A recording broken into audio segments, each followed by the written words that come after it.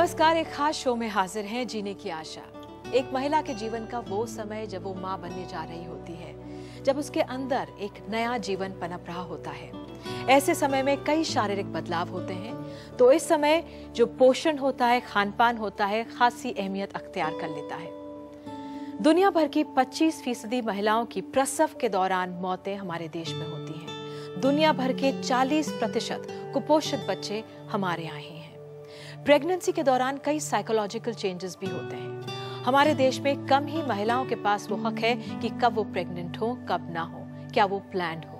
तो ऐसे समय में कई सवाल उनके जहन में उठते हैं। तो इस पर चर्चा के लिए हमारे साथ खास मेहमान यहाँ पर मौजूद हैं। कई गर्भवती महिलाएं हैं, एक्सपर्ट्स हैं और एनजीओ से लोग यहाँ पर मौजूद हैं। आइए उनसे बात करते हैं। कावेरी, सबसे पहले आपसे बात करते हैं।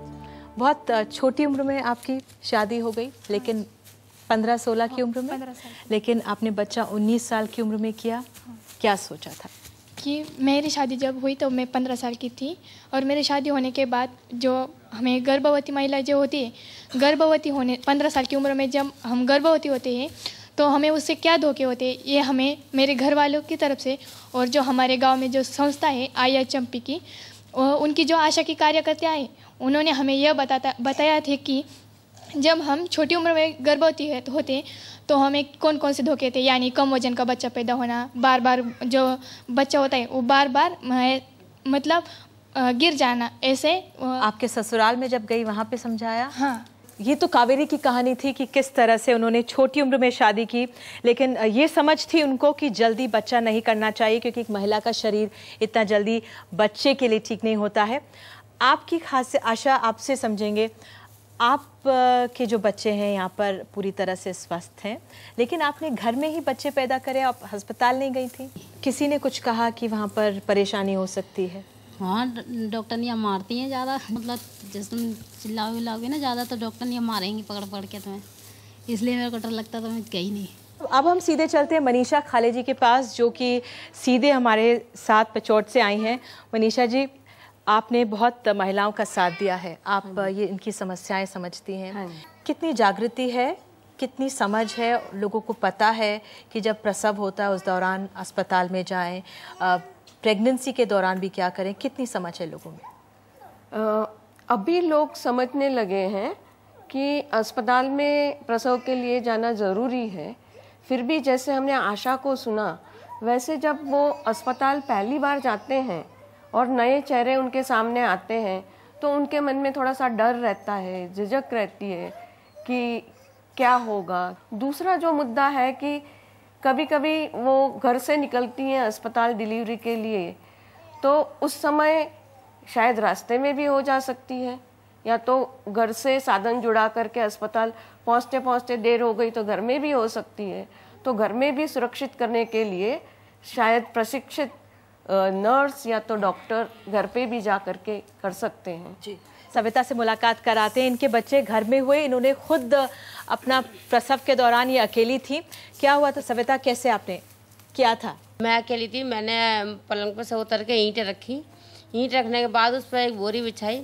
बोरी बिछाने के बाद मैं उस ईंट पर बैठ गई। मेरे जो बेटा हो गया, और बेटा होने के बाद वो आवा नाल भी साथ के साथ आ गई, और मैंने उस बेटे को वहीं का वहीं ढक के और मैं अपना पलंग पे लेट गई थी।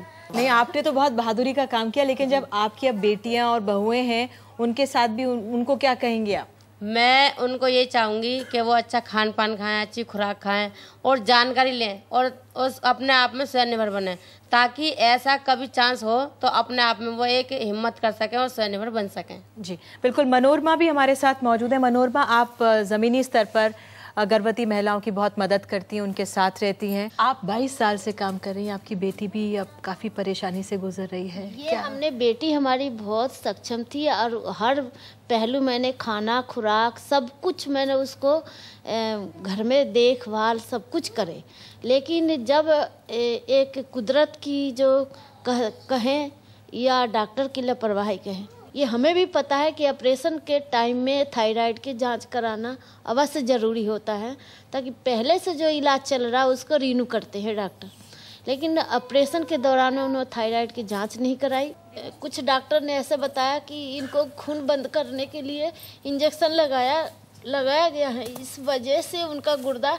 तो ट्रेन स्टाफ नहीं था, आपने बात करी वहाँ पे अस्पताल में? हाँ, तो फिर 10 दिन के बाद मेडिसिन में भेजा, जहाँ पे उनको गुर्दे का इलाज के लिए बताया, डायलिसिस के लिए बताया। लेकिन किसी के गुर्दा खराब होता है तो उसको 8 बोतल पानी नहीं पिलाते और ना ही ग्लूकोज चढ़ाते हैं। मेरे घर वाले बहुत परेशान होते हैं। हो सकता है कि मेरी बेबी बच जाए तो अपने बच्चों के लिए जिंदगी संवार सकती है। NDTV's cricket app, Android and iPhone, fastest scorecard, special analysis and much more. Download free. ndtv.com/apps.